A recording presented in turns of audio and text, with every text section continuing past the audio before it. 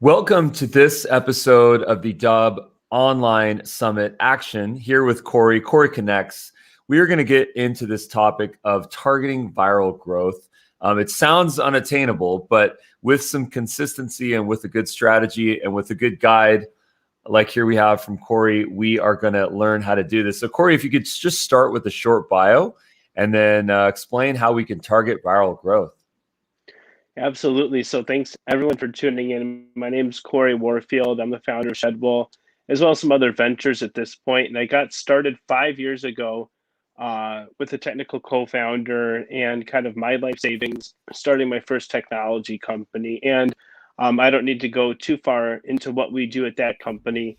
Effectively, we've solved for the instability in employee scheduling with software and artificial intelligence. But what's noteworthy is as we were kind of getting ready to launch the first version of the product a few years ago, I started to take LinkedIn very seriously. And I started to, put together some strategies and then implement on them on how to emerge as a thought leader in the spaces that I want to, how to get in front of the right eyeballs, how to get the credibility that would come from growing my followers, growing my posts to get a lot of views and engagement and things of that nature, get the social proof from the right people leaning in to that content. And so I started that journey about 3.5 years ago. And so far it's been a lot of fun. It's opened up a lot of doors. It's helped us raise a bunch of money, hire a bunch of people, close some of our larger accounts over the course of the years.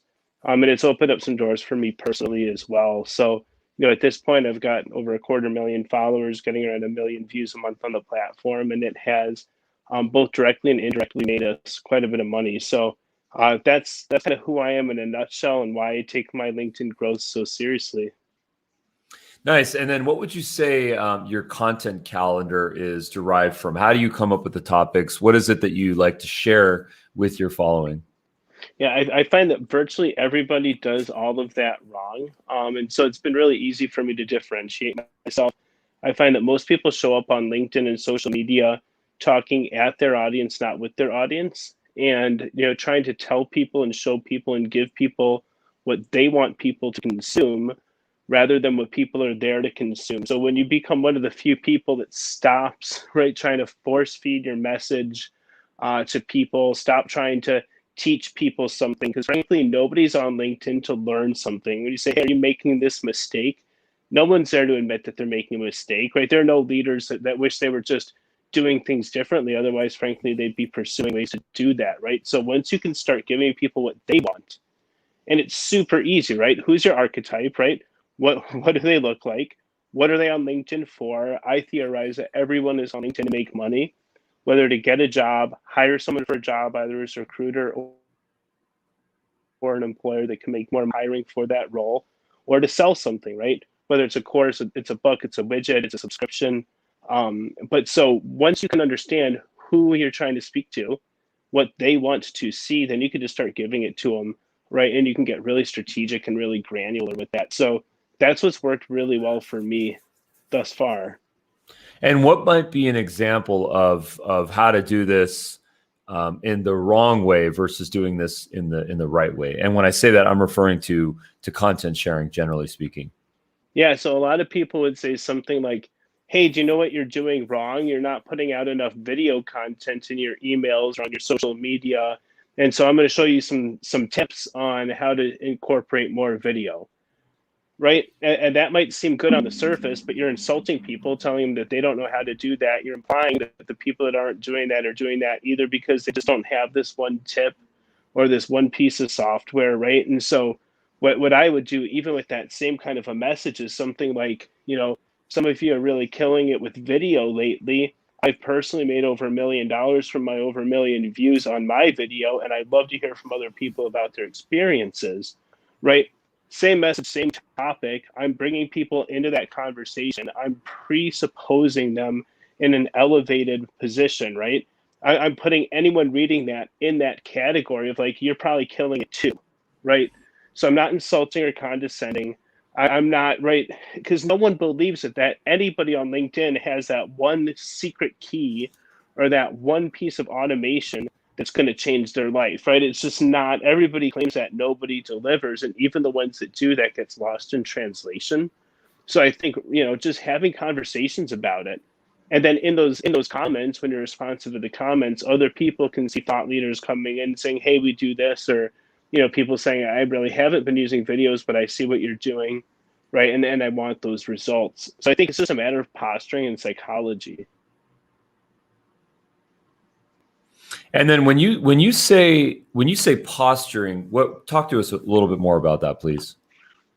Yeah, so I think a lot of people are not so intentional in how they're perceived, right? LinkedIn is not only a free 24/7 global networking platform. And so everything you do there is representative of yourself as a professional, and anything you do can be at kind of your first perception, or what people think about you when you cross their path, right? So it's your headline. So many people say what their title is and at what company.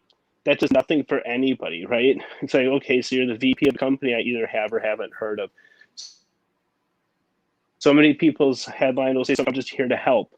Well, what do you mean? How are you helping? Who are you helping? Most people don't have time to unpack that. That's not compelling enough for someone to go to your about section, go to your website, right? Like, sign up for a trial. People need that instant gratification. So when you can show up and tell somebody exactly who you are and why they should care, right? When you find a way to encapsulate in that first 5 words, or in that headline, like, here's who I am, like, the response should be, wow, I finally found this person.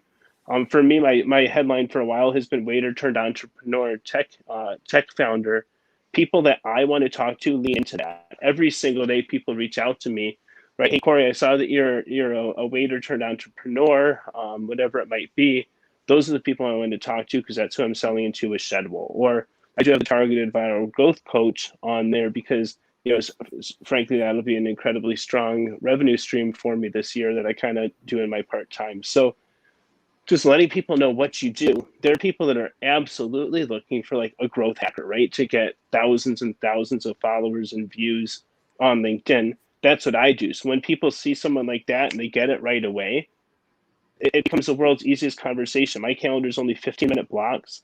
My sales cycle is in the last 1 to 3 minutes of that 15 minutes. Other than that, people know what I do when they come to me because of my headline, right? And so my content is really kind of this top of the funnel wide net that I throw out there for anybody. Everybody wants a short mental vacation, right? When they're on LinkedIn, they want a quick laugh. They want something to tug at their heartstrings, make them say, aw, make them feel inspired, or frankly, give them an opportunity to sell something. So I try to put myself in their shoes. How do I give people a vessel, right, to talk about themselves, and or to have a dialogue that can potentially find some of their prospects and get them to lean into a conversation?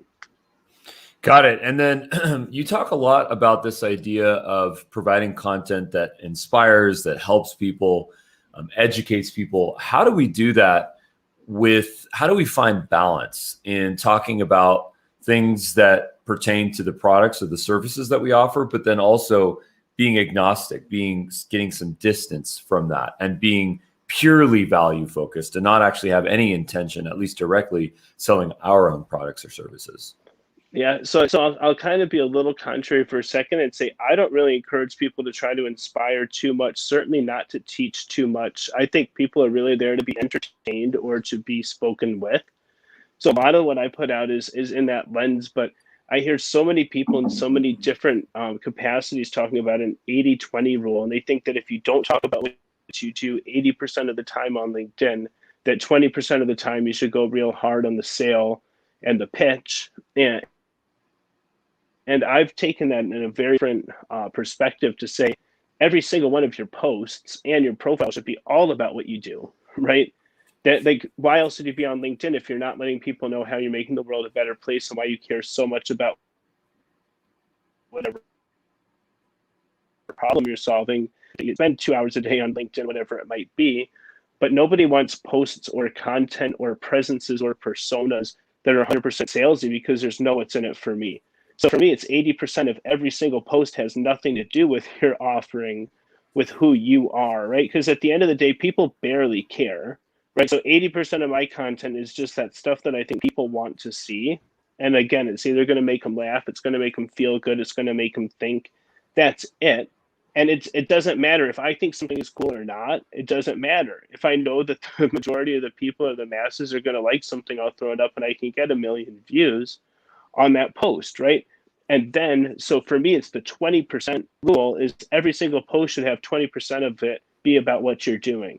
So at the very end of a post, right, the video or whatever it might be has made them laugh, has made them, feel a certain way, not necessarily think, or there doesn't need to be like a huge call to action in how it makes them feel, whatever they want to feel, right? Heard, satiated, entertained, whatever that might be. But then there are ways to incorporate in every single post a little bit about what you do, right? And it might just be at the end, and it might say something like, and if you want to take videos and your content to the next level, or if you haven't thought about interactive videos in your outreach campaign, right? If you're looking to buy property that's going to appreciate in the Abu Dhabi area, whatever it might be, if you're looking to work with a coach in 4 minutes a day that can up level your life in 2 weeks, right? That's your little pitch at the end of every post. And at that point, you've entertained them and or given them something to laugh at, something to go, oh, I need to get back to Greece, right? Whatever it is, you've given them that bit of value, right? You've given them what they want. And it's not a huge sell. It's a little thing at the end, and people really appreciate that, because otherwise they're going, okay, this person made me laugh. This person put a smile on my face. Who are they? What do they do? Right? Like, people don't like that cryptic mystique on LinkedIn. People don't like to have to unpack too much. Like, let them know at the very end, this is what I do. And if you're the right person, or if you know somebody I should chat with, you know where to find me. This is literally my post, right? That's my name. That blue word right there, click it. That's me. Right, and let people start to lean into you, especially when you have a good headline that comes right under your name everywhere you engage. Nice. So where can folks learn more about you, your website? I know you have some groups on Facebook, maybe LinkedIn. Share some information with us.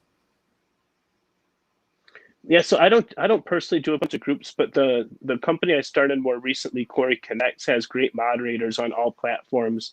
And I do kind of get involved at a high level with everything going on at Coryconnects. So we're building growth bots for people to grow for free on social media. We're actually gamifying recruiting in LinkedIn so that you can get jobs, hire and place candidates, grow your LinkedIn presence substantially in a gamified environment. So we're doing all that kind of stuff at Coryconnects. We're then actually rolling out our own cryptocurrency later this month, which is the Cory coin. It will be both the real world and an in-game currency. So if anybody's interested in any of that, Coryconnects. We also have a podcast. I have billionaires, gold medal Olympians, some really just awesome guests on that show. Other than that, I can be found on every platform as my name, Cory Warfield. Always happy to support people in any way that I can. Amazing. And then where can we learn about Coryconnects? Coryconnects.com. And then we have presence on every platform. Yeah. Very good. Well, Cory, thank you so much for your time today. Really appreciate you. Coryconnects, connect with Cory Warfield on LinkedIn and other social channels. There it is. Thanks, Cory. Thanks, Ruben. Thanks so much. Thanks, everyone, for tuning in.